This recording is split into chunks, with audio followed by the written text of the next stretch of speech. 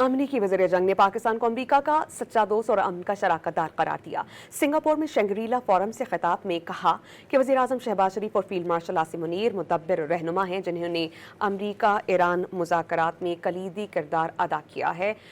वो किरदार गैर मुतवक्के और हैरानकुन है। पाकिस्तान की सिफारती काविशें काबिल तहसीन हैं और उन्होंने वाज़ेह किया कि पाकिस्तान और भारत में जंगबंदी करवाई गई और उन दोनों के मिसाइल प्रोग्राम से अमरीका को कोई ख़तरा नहीं है। Question was about India, Pakistan, and I mentioned India here, but I very easily could have mentioned Pakistan and the role that the field marshal and the prime minister are playing in peace negotiations. I think an unexpected development and a true friendship developing there, which I think is important. And you saw that in the ability of the president to come together on brokering a peace between India and Pakistan, two nuclear-capable countries.